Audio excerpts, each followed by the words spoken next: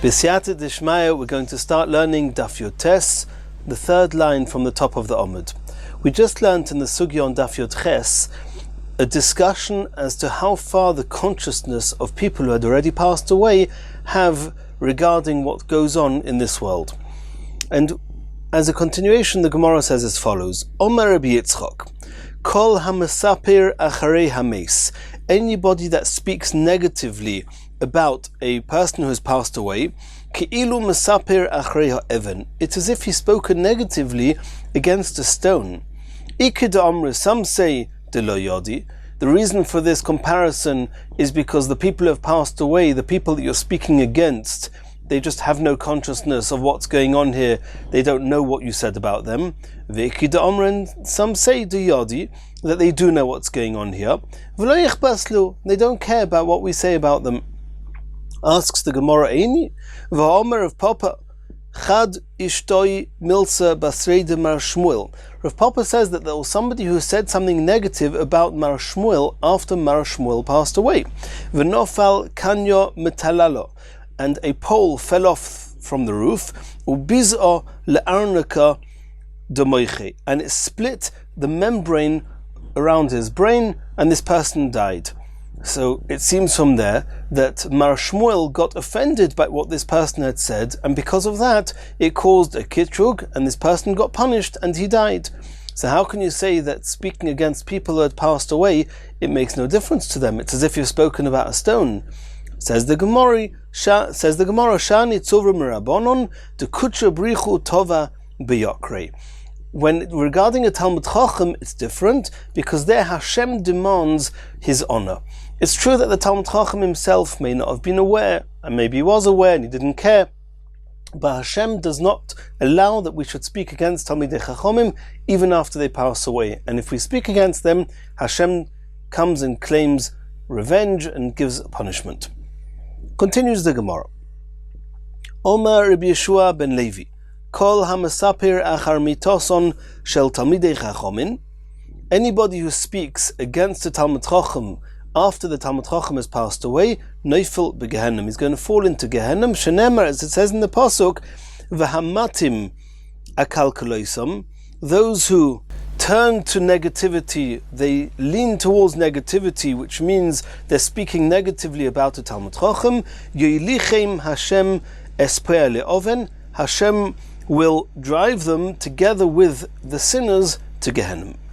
Shalom al Yisrael, afilu b'shah shalom al Yisrael, even when there's peace amongst Klal Yisrael. And Tosfos explains that means even if it's talking about a Talmud Chacham who will no longer cause a machlokas, he won't take revenge. The Talmud Chacham is not alive anymore. It's not talking about Talmud Chacham who's alive and you said something negative against him and he's going to answer back and he's going to justify himself and then there's going to be a machlokas.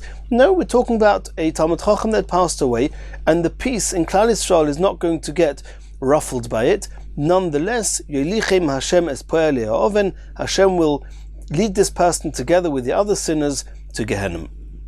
Continues the Gemara. Tona debei Rabbi Shmuel, Im ro'isa Talmud Chacham she'ovar avera balayla. If you saw a Talmud Chacham who did an avera at night, others say it's referring to even if you saw him do an avera in the day. Al taharir acharov bayoim. The time day arrives, don't hold it against him and assume that he's still holding on to the avera. Shema also tshuva. It could be that he did tshuva overnight. And Rabbeinu Yonah brings the proof from here that only Amei Ha'oretz delay doing tshuva. Talmidei Chachamim, they do tshuva as soon as they do an avera, they are aware of it and they do tshuva. Asks the Gemara, Shema sol kedaitoch? It's only a possibility that they did tshuva, only maybe they did tshuva. Elovadai also tshuva, you have to assume that they definitely did tshuva. That's true regarding personal matters. But if you saw this Talmud Chacham who's holding on to money that's possibly not rightfully his, you only have to assume that he's got a clean slate after you know that he's returned the money to the person that it should be returned to. Continues the Gemara of Omer Rabbi Yeshua ben Levi. B'chof daled mekoimois Beis Din menadin al kvoid horav. There are 24 places where the Beis Din excommunicated somebody consequent to his having negated or his having insulted a Rav. V'kulon shoninu b'mishnasenu, and they're all in our Mishnayos. Omele Rebbe Loza, Heicha. Rebbe Loza asked to Rabbi Yeshua ben Levi, you're quoting 24. Where are these 24 places? Omar Lei, Rabbi Yeshua ben Levi said to Rebbe Loza, Lechi tishkach. You'll find them. Go and look for them. Look through the Mishnayos. You'll find them. Nofak. He went out. Yot dok v'ashkach tlas. Rebbe Loza went through Shas Mishnayos. He only found 3 places where indeed a Talmud Chacham or somebody was put into Nidui, was excommunicated because of Kvoid Horav.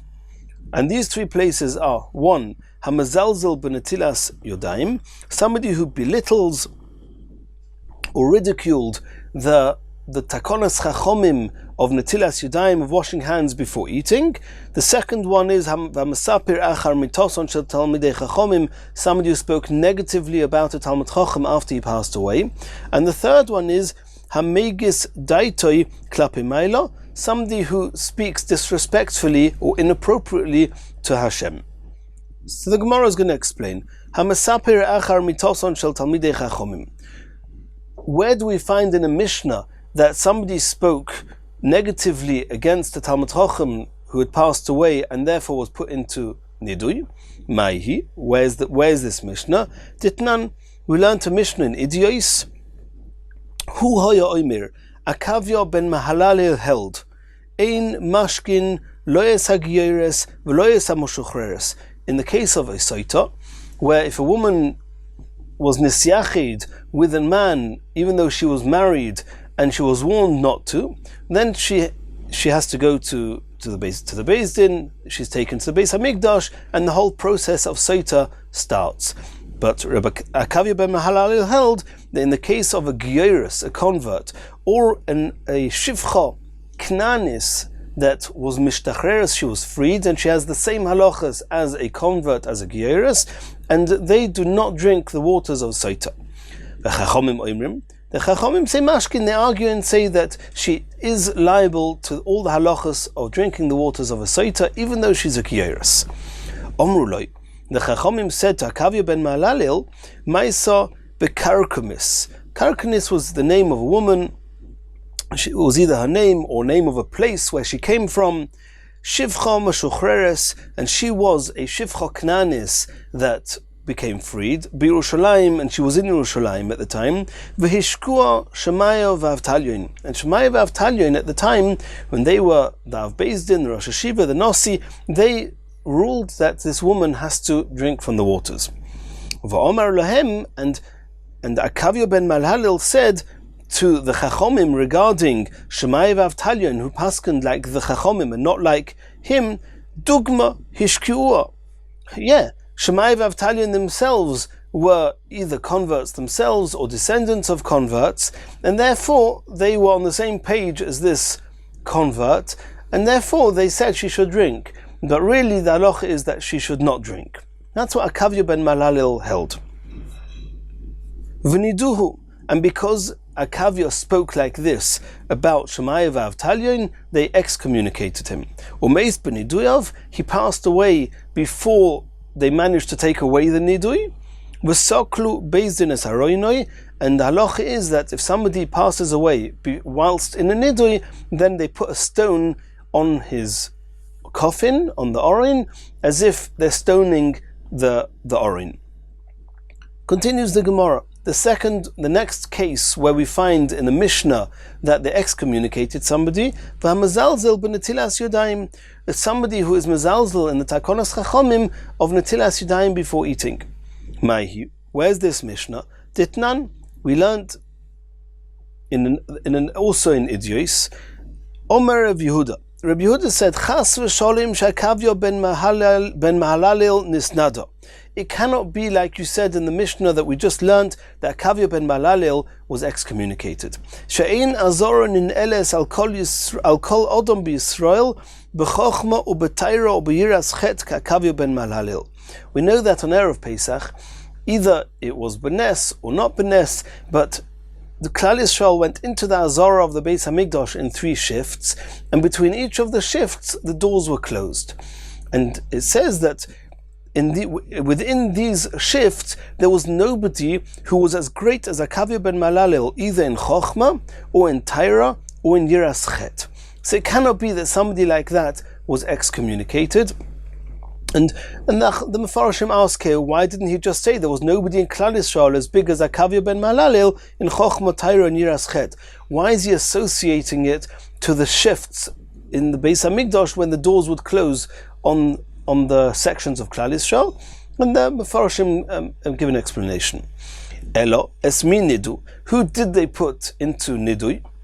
Es Elazar ben Chanoich. Somebody else. Elazar ben Chanoich shepikpek, he doubted, or he ridiculed, questioned b'netilas yadayim, the takonos chachamim of netilas yadayim. Ukeshemeisam, when he died, sholchu Beis Din sent a message that veinichu even gedoylo al aroino, they should put a big stone onto his coffin. Lulamdoch shekol misnade, anyone who's excommunicated, or meis b'niduyov, and he dies while still in that state of excommunication, Beis Din soiklin es aroino, then they do a type of stoning, which is putting a big stone on the coffin. Continues the Gemara. The third place we find in Mishnayos that somebody was excommunicated for being mezalzel in Kvoid Horav, v'hamegis daitoi klape mailo, somebody who speaks disrespectfully or inappropriately towards Hashem. Maihi, what's this Mishnah? Titnan, we learned in a Mishnah in Tainis, Sholach lo Shimon ben Shetach lo Chonia Ma'agol. There was the famous story of Chonia Ma'agol, who demanded from Hashem rain, and when rain didn't come down as expected, he made a circle on the floor. He got into the circle and told Hashem, I am staying in the circle until you give us rain. And then Hashem gave rain. It was too slow, it was too fast.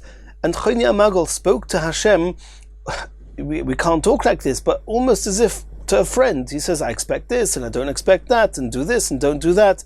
And it looked like it was a certain disrespect with the way he was expressing his expectations of Hashem.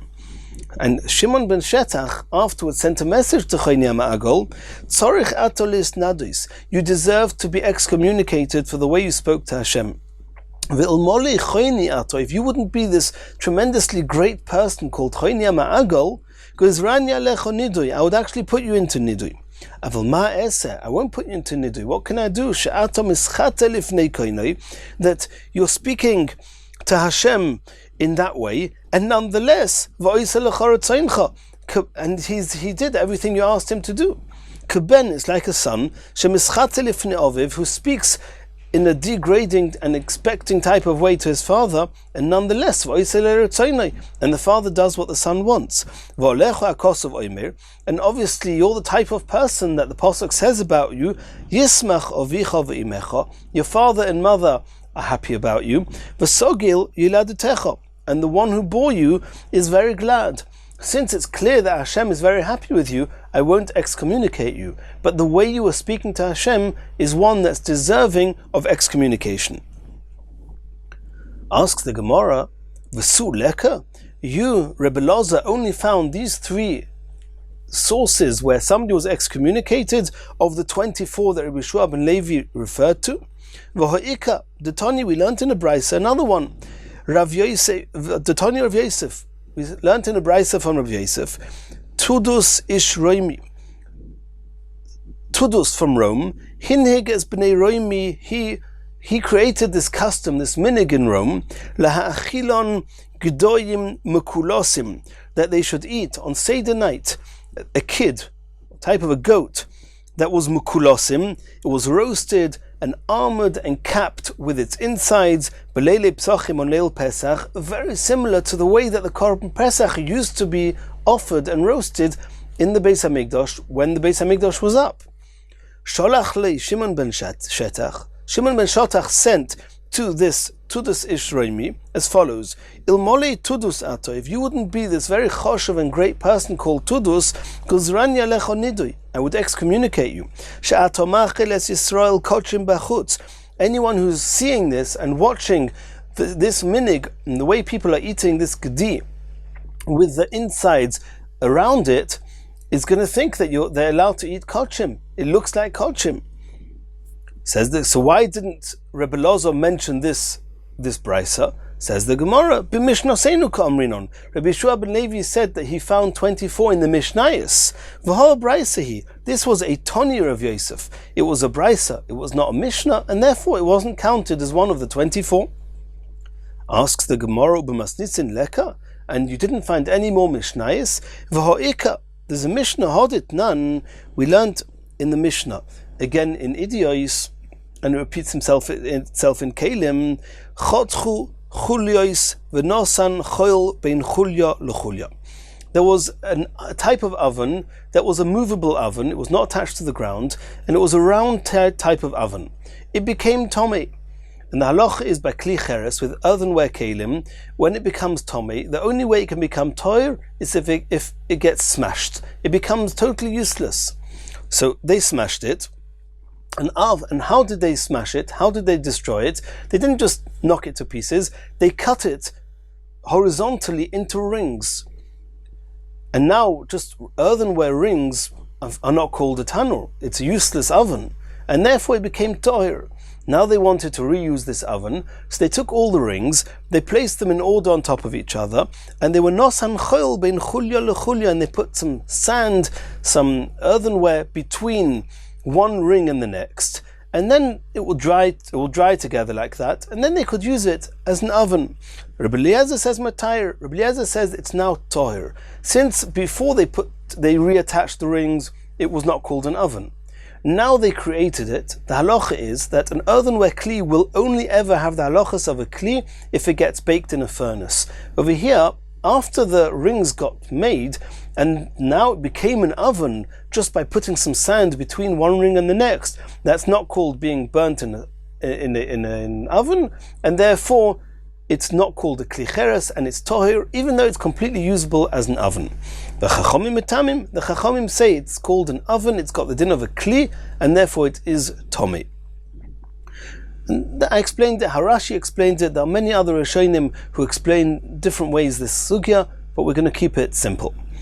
V'zeh tanuroi shel achnoi. It says in the Mishnah, this is called a tanur of achnoi. Achnoi is a snake, and a snake rings itself, it circles itself around a person or anything it's trying to strangle, and therefore this oven is called achnoi. Rashi seems to say that it's called achnoi because each ring was like a snake, it was a circle. The question is just, why does the Mishnah have to tell us that it's called shel achnoi? What's the difference? So for that, my achnoi, why did the Mishnah have to tell us that it's called a tanur shel achnoi?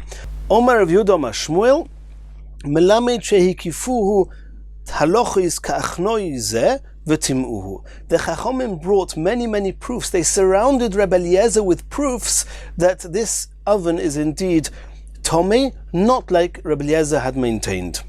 V'tanya, oyse hayomi viu kol tyrus shetir Rebbe Eliezer v'sorfum lefonov. That on that day, when it was ruled by the Chachamim that this oven is tomei, then all those tyrus, all the things that needed to be tohir and came into contact with this oven based on Rebbe Eliezer's ruling that it's tohir, was now deemed tomei, and they burnt all those tyrus that had become tomei. Nonetheless, Rebbe Eliezer insisted that it was tohir, and he kept trying to bring proofs to his own opinion, even though the Chachamim had clearly stated and ruled that it was tomei, and therefore b'soif birchuhu, they excommunicated him. Says the Gemara. So here you find a case where you have a Mishnah discussing the tanur shel achnoi, and Rebbe Eliezer was put into nidui. Why did Rebbe Eliezer not bring this as proof of a fourth Mishnah of the 24 Rabbi Yeshua ben Levi mentioned, where we find excommunication in the Mishnayos? Answers the Gemara, afila hocha nidui b'masnisen loitnan. Even though the Mishnah speaks about the tanur shel achnoi, this detail that later in the day they put Rebbe Eliezer into nidui, that detail is in a brisa, like it says v'tanya oyse hayomi viu kol hatyrus, etc. And that detail is not mentioned in the Mishnah, and therefore Rebbe Elazar did not bring this as one of the 3 of 24 Mishnayos that mention excommunication. Asks the Gemara, where are these 24? Rabbi Yeshua ben Levi said there was 24. Rebbe Elazar found 3 of them. Where are the rest? Rabbi Yeshua ben Levi medama milsa lemilsa. Rabbi Yeshua ben Levi assumed that since in 3 places the Mishnah expresses the excommunication for those that were not mechabed, were not respecting Hashem or their Rebbes, so Rabbi Yeshua ben Levi assumed that every time in the Mishnah we find a very big argument between a Rabbim and a Yochid, or they find an expression where one Chacham spoke harshly to another one, Rabbi Yeshua ben Levi assumed that in all those cases there was also excommunication. Rebbe Elazar lo medama milsa lemilsa. Rebbe Elazar did not compare and assume one place being similar to another, and therefore he only found the 3 where it says it explicitly.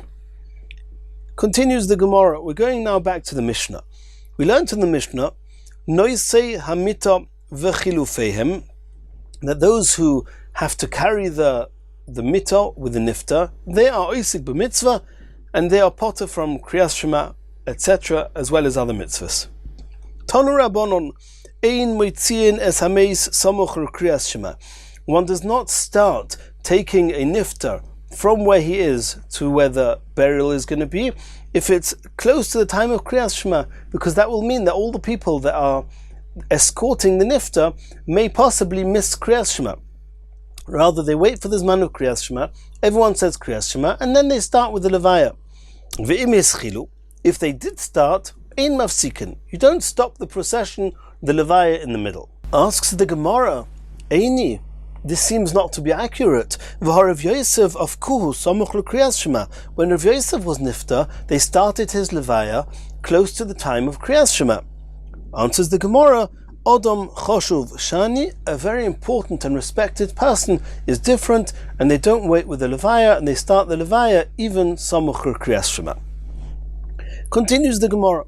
We learnt in the Mishnah, shelifnei hamitah v'shela'achar hamitah. There are those who are in front of the mitah, they have not yet carried the mitah, and there are those that are behind, and the mitah needs those in front, obviously because the mitah is moving forward and the people in front are going to carry the mitah, and even those behind, we mentioned that they are going to be needed to carry the mitah again later, but there are differences in halacha as we saw in the Mishnah. Says the Gemara, Tonu Rabbanon, ha'iskim behesped. Now we're talking about not the people who are carrying the nifta, we're talking about the people who are present during the hespedim. Bizman shehameis muter lifneim.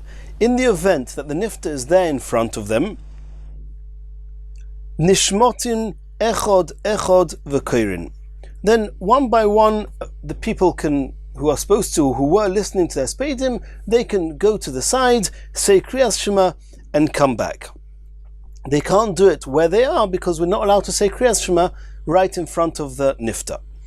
Ein hameis muter lifneim. If the hespedim are taking place in a different room, Hein, the people who are listening, Yoshim v'Kairin, they can all say kriyas shema where they are. The nifta is not there in front of them, and the fact that the nifta is not in front of them, even though they're all osik and listening to their hespedim, nonetheless, it's not such a chosh of a hesped, and therefore they can all say kriyas shema. V'hu, but the oval himself, Yoshev v'doimim, he should sit there and just be silent, because the oval himself is what we said in the Mishnah, Meisei muter lefonov, and he is potter from kriyas shema. Heim oimdim u'mispalim, all the other people who are listening to their hespedim, they can stand up and daven shachris, daven shmoneh esrei, or any tefillah that's supposed to be davening. V'hu, and the oval himself, oimed, he also stands up, u'matzdik olov esadin. He acknowledges the righteousness of Hashem's judgment. V'oimer, and he says the following, Ribono Ilomim, Master of the world, Harbe chatosi lefanecha, I have sinned to you a lot. V'lo nifrato mimeni echod mini elef, you have not punished me even 1,000th of what I am deserving. Yehirotzen milfanecha Hashem Elokeinu, it should be your will, Hashem, shetigdoir pirutzoseinu, that our breaches should be sealed, upirtois kolamcha beis Yisrael, and the breaches within Klal Yisrael, berachamim, with mercy. Omar Abaya said, Loi mi boile leinish lemeimer hachi. It's inappropriate for a person to say something like Loi nifrato mimeni echad mini elef, as if to say, I know that I'm deserving to get punished 999 times more than I already have. The Omer Reb Shimon ben Levi, v'chein tonem mishmei Reb Yosi, la'olam al yiftach odom piv lesoten. A person should not open his mouth to the soten. He shouldn't say something that if the soten would hear it, he'll say, hey, that's a good catch, I'll go to Shemaim, I'll make a kitrug. Maybe he deserves to be punished, and that will cause a person to be punished, and therefore al tiftach pe lesoten. V'omer of Yosef Ma'ikra, where do we find such a thing in the Pasuk? Shenemar, as it says, Kim'at kizdoim hoyinu, that regarding the Churban, they said that it was only because of Rachmim Gedolim that Hashem saved us, and the Klal Yisrael Bichlal survived the Churban. But had Hashem not had an extra Midas HaRachamim, we would have been like Sodom v'Amorah, where nothing would have been left of us. And that was a certain tiftach pele soten, as if we deserve to have been totally wiped out. Maya hadar le Novi. Later on in the pasuk, the next pasuk, the Novi Yeshayas responds, Shimu dvar Hashem. Listen to the words of Hashem. And who was he addressing? Ktsinei Sodom, the chiefs of Sodom. He referred to those people that had spoken out as the chiefs of Sodom. And that happened because they opened their mouths and they said that we deserve to be destroyed like Sodom and Amorah. So straight away the Novi referred back to them as the chiefs of Sodom. From here you learn al yiftach odom piv lasoten. Continues the Gemara. Kovru es hameis v'chozru v'chulu. This is talking about whether after the Kvura, whether they should say Kriyas Shema, whether they'll have enough time to finish the Kriyas Shema before they have to get to the Shura, before the Avelim get to the Shura. Says the Gemara, Im yecholim lahaschil v'ligmoir es kula in. You're only allowed to start saying Kriyas Shema if you have enough time to finish the entire Kriyas Shema, all three parashiyos. Aval perek echod or pasuk echod. If you only have time to finish one of the parashiyos, or even just one pasuk, then you're not allowed to say Kriyas Shema yet. You go to do the Shura, and you'll say Kriyas Shema later. Uraminu, we're going to ask a stira. The Brisa says, Kovru es hameis. They finished the burial, v'chozru, and now they're on the way back to where they're going to do the Shura. Im yecholim lahaschil v'ligmoir afilu perek echod oy pasuk echod. If there's enough time to finish even just one parasha and even just one pasuk, they should say Kriyas Shema. And this is contrary to what we just saw now, that only if you can finish the whole of the Shema. Answers the Gemara, Hachanami ka'omer. Im yecholim lahaschil v'ligmoir afilu perek echod oy afilu pasuk echod. That in our Mishnah that it says that if you manage to finish before the Shura, you should say Kriyas Shema, it's not pshat like we saw at the beginning of the Gemara that the Mishnah means if you could finish the whole of Shema. No, from the Brisa we see that the halacha is, and the Mishnah obviously meant that as well, that even if you have enough time to just say one pasuk or one parasha, then that's enough and that's what you should say. Continues the Gemara.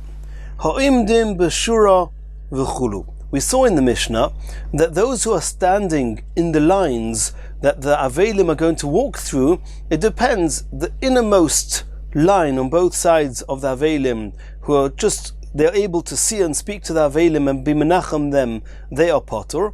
And there's a different halacha for those who are standing further away. Says the Brisa, Ton Rabbanon, Shura haroye pnima ptura. The line that's just where the Avelim are going to walk through, and the line behind it, where they can also see the Avelim between the shoulders of the line in front of them, they are potter. V'she'enei roya pnima, but those that are the third row and back, they are chayeves, they are mechuyev with Kriyas Shema, because they cannot see the Avelim. That's the Tanakama. Rabbi Yehuda Omer, Haboim machmas ha'ovel pturim. Those who came in order to be menachem the Avelim, they are potter. And some say that this is referring to even those that are right at the back, behind the second, third, fourth row, they are also potter. Machmas atzmon But those that are coming just for themselves out of curiosity to see what's going on, chayovim, they are chayev with kriyas shema, and some say this is referring even to those in the front line, since they're not coming to be menachem navelim, they're not oisik b'mitzvah, and they are chayev in kriyas shema. Rabbi Yonah discusses this. Continues the Gemara. Omar Rav Yehuda Omar Rav, hamoitzi kilayim bebigdoi. If somebody finds that a garment that he's wearing is bearing kilayim. Kilayim is a mixture of fibers of wool and linen, and the Torah says you're not allowed to wear such a garment. If somebody's in the middle of the street, in the middle of the marketplace, and he suddenly realizes that the clothes he's wearing is kilayim, says Rav Yehuda Marav, poishton, he should remove that cloth, afilu b'shuk, even if he's in the marketplace, and he's going to get very, very embarrassed. And it's almost going to affect his human dignity. My time, why indeed do we expect him to do that? Because it says in the pasuk, Ein chochma, there's no wisdom, vein tvunon, there's no understanding, vein eitzon, there's no counsel, leneged Hashem, against Hashem. If it says in the Torah you're not allowed to wear kilayim, then there's no cheshbonus, there's no covered there's no covered to anything or for anything when it's against the covered we deserve to give and we have to give Hashem. Kol mokim sheyesh chilul Hashem, in the event that we're talking about chilul Hashem, ein cholkin kovod l'rav. We don't even give kovod to a rav, to a respectable person. Relative to Hashem, nothing else has kovod. And since it's an aveira to wear such a garment, even though human dignity is going to be compromised, you have to take off the cloth. Meisvei, we're going to ask a question from this from a braysa. Kovru es hameis, v'chozru, v'lifneim shtei drachim. They're on the way home from a levaya, and they're going with the avelim. All the people that came to the Beis HaKvoros together with the oval are now walking back with him in respect for the oval. V'lifneim beis drachim, and there are two paths with which to travel back. Achas tohira v'achas tmea. One of them has kvorim in it, is Tomei. The other one is Tohir. Then Bo b'Taira, if the oval chooses to go along the Tohir path, Boin Imoi, everybody follows him b'Taira, in the Tohir path. Bo b'Tmea, if the oval chooses to go on a path which is Tomei, Boin Imoi b'Tuma. They follow him along the path of Tuma, Mishum Kvoidei, because of the covered of the oval. And this is true even if one of the people who are there happens to be a kohen. And we know that it's also for a kohen to be metame himself. So just because he wants to give covered to the oval, why does that allow a kohen to make himself tomei? Ask the Gemara, Amai, leima ein chochma vein tvuno leneged Hashem. Answers the Gemara, Tira Gemara Abba bebeis hapras. This is talking about not that the Tomei path has a kever in it and we know it's Tomei min HaTorah. We're talking about a beis hapras, which is only durabonon, which is only Tomei midrabonon. The Omer of Yehuda Mashmuel, because Yehuda Mashmuel said menapeach odom beis hapras v'hoilech, that if there's a beis hapras, which is a field that's been ploughed up, and we know that there may have been a grave there, and now we don't know if there are some fragments of bones that are lying on the surface, and if a kohen would go over them, it would make him tomei, then menapeach, you can blow your way through as if, like, if there's anything there in front of you, any fragments of bones, the bones will just blow to the side. A person's allowed to do that. V'hoilech, he can go through there. V'omer of Yehuda bar Ashi mishmei derav, beis hapras shenidash, such a beis hapras where a lot of people have been there already and trampled on it, tohir, even if there were some bone fragments, they are now being turned to dust or to tiny particles that are too small to make a kohen tomei. And therefore, since the beis hapras is only an osa midrabanon, therefore, in order to be mechabed the avelim, the chachomim allowed him to go behind the avelim even through a beis hapras. Continues the Gemara Toshima, the Omar Rebbe Lozo bar Tzodik. Rebbe Lozo bar Tzodik, and we happen to know that he was a kohen. Medalgim hoyinu al gabe aroinos. We used to jump over the coffins shelamesim of the dead people. Likras malchi Yisrael. When we were running towards the a king, a Jewish king, to see the melucha, to be mechabed the melech.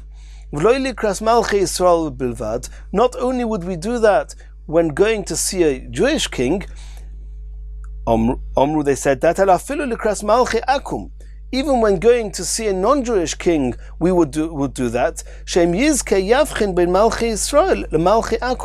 There's an advantage of going to see the melech, even if he's not Jewish, because if we have the schus, we'll see when Mashiach comes how much more covered the Jewish kings are going to get, and you'll only see the contrast if you've experienced the covered that a non-Jewish king gets. And therefore it's advantageous to go and see the covered of any type of melech.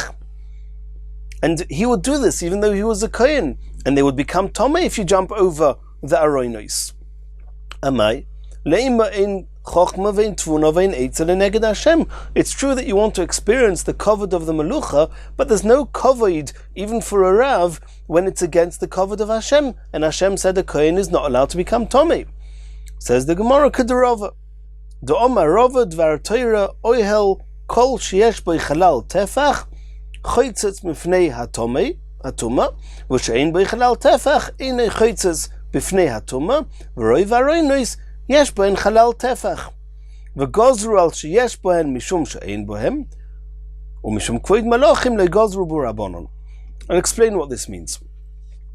Minat Torah, which means halacha l'Moshe Sinai, any roofing over a dead person or over a tumah, if there's an empty space of a tefach called a halal tefach between the mace and the roofing, it's choitzitz mifnei tumah.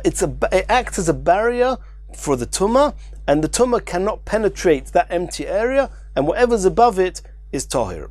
And only if there's less than a tefach, then it does not act as a barrier, and the tomei will penetrate all the way up and make whoever's above it tomei. And we know that roi v'aroinos, most of the aroinos, the coffins, they had a halal tefach. They do have a tefach between the mace and the top of the orin, and therefore minat Torah there's no tumah. The Chachomim said that you should never jump over any orin, just in case it's a type of orin which is very rare occurrence where there was not going to be a tefach, and we don't want to take a risk. And since the minat Torah, you're allowed to assume that this is one of the roiv, one of the coffins that are like most coffins, that there is a tefach, and therefore there's no tumah. And it's only that the Rabbanon said you should be machmir for any type of coffin. Over here, that it was kvoid malachim, the Rabbanon wavered the takana, the gezerah, and said you're allowed to go over these coffins to see the melucha.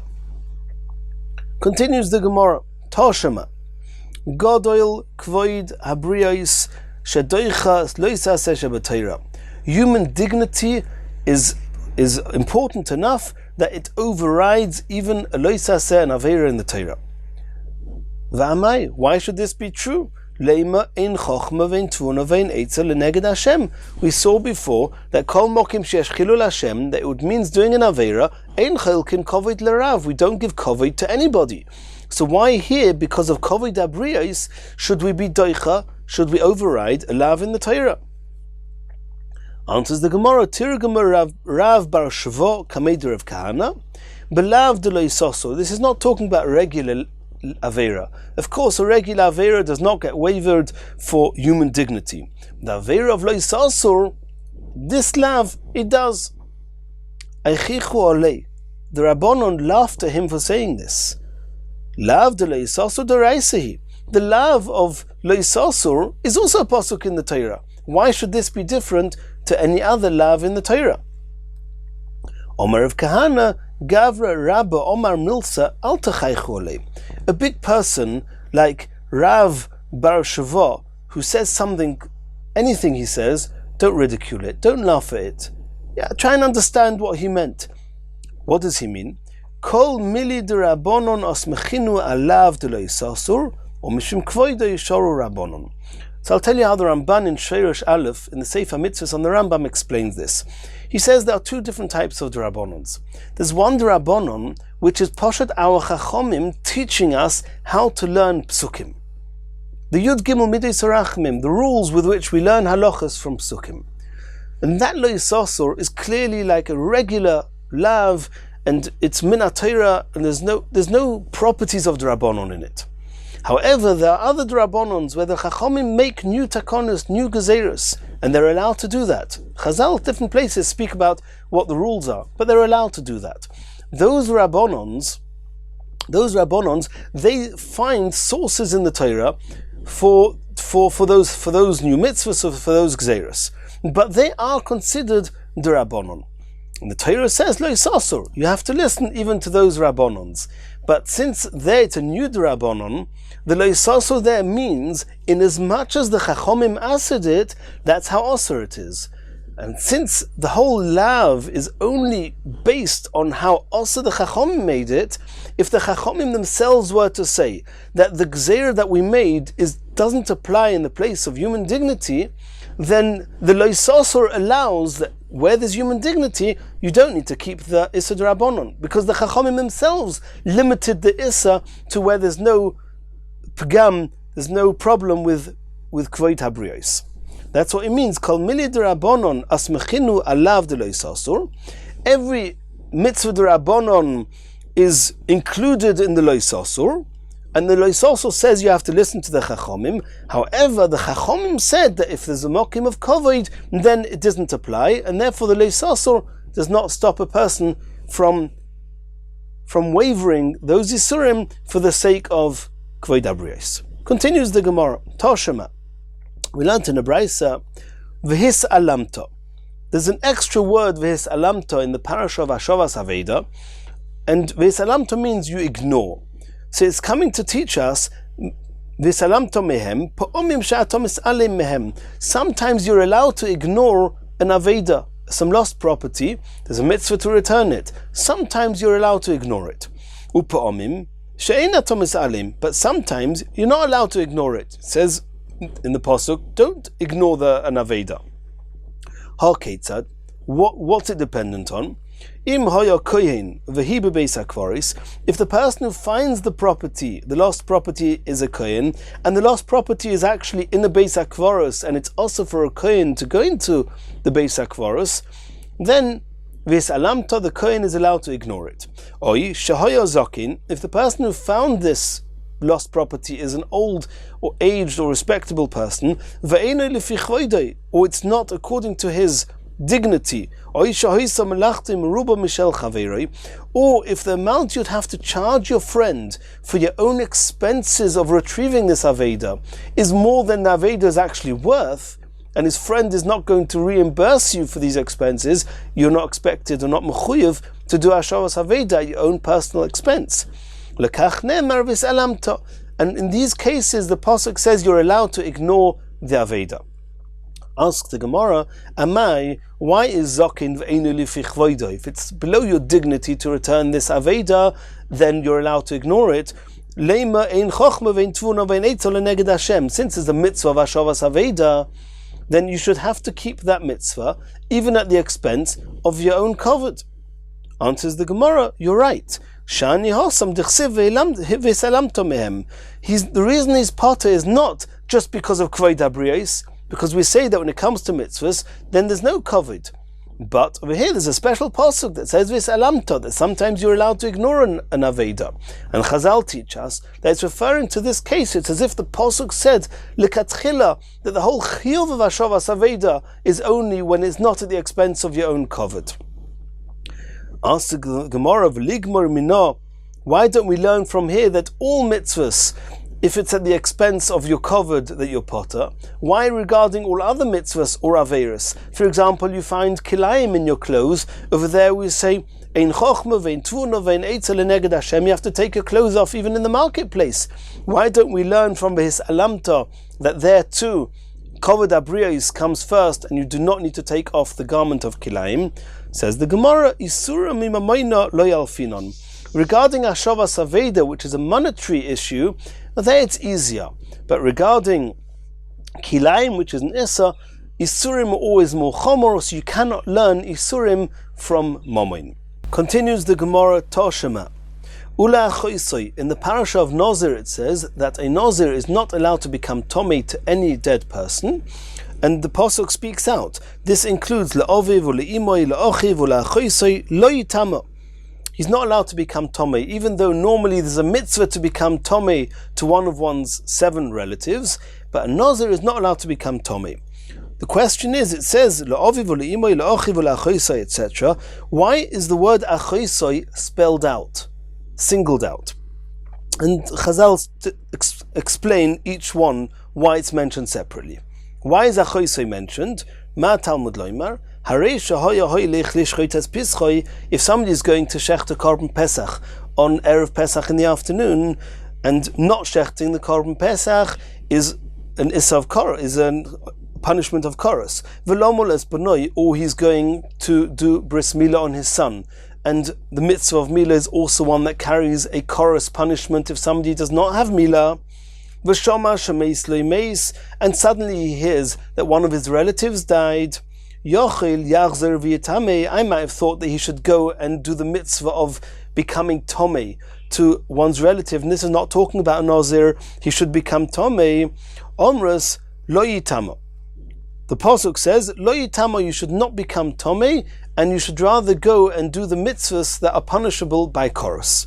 Yochel kishem she'enei mitamei lohem. I may have thought that in the same way as he doesn't become tomei to one of his relatives, kach enei mitamei lemes mitzvah. If on the way to doing the korban Pesach or on the way to doing the milah of his son, he sees a mes mitzvah, a dead person with nobody to take care of him, nobody else who can take care of the burial. Talmud leima ula'achoisai. That's why it singles out la'achoisai. La'achoisai hu da'enei mitame. He's not allowed to become tomei to his sister. Aval mitame hu lemes mitzvah. But he is allowed to make himself tomei to a mes mitzvah because of kovod abriyos. And kovod abriyos is doicha even a mitzvah min HaTorah, like a nazir not becoming tomei, or korban Pesach, or milah. Asks the Gemara, Amai, why are you allowed to become tomei to a mes mitzvah because of kovod habriyos, just because of the dignity of the person who had passed away, when it's at the expense of a mitzvah or an aveira? Why don't we say that when it comes to mitzvahs and aveiras, dignity of a human being does not count? Answers the Gemara, Shani hocha dichsiv v'la'achoisoi. It says explicitly that a nazir only doesn't become tomei to his sister, and we learn from there, but he does become tomei to a mes mitzvah. So you see explicitly that the kovod that we have to give to a mes mitzvah overrides other mitzvahs, not just because of kovod habriyos, but because the pasuk says explicitly that you're allowed to be metamei to a mes mitzvah. Asks the Gemara, v'ligmir mino, why can't we learn out from a mes mitzvah that any time where there's dignity involved, that the human dignity takes preference over the mitzvahs or the aveiros? Says the Gemara, shev al shani.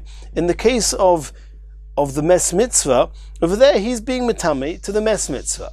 Now what's going to happen to the mitzvah of korban Pesach, or the mitzvah of not doing milah to his son? Those mitzvahs will be transgressed passively, not actively. However, regards to kilayim, where he's actually wearing the garment and he put it on and he can take it off, there it's much worse. There we don't have any source that you don't have to take off the clothes in order to avoid doing the issa. It's not similar to the transgression of korban Pesach or milas benoi that happens passively just by virtue of the fact that you're not doing those mitzvahs because you're tomei or because you're oisek in a mes mitzvah. And in Mitzvah Hashem, the next year we're going to carry on from here.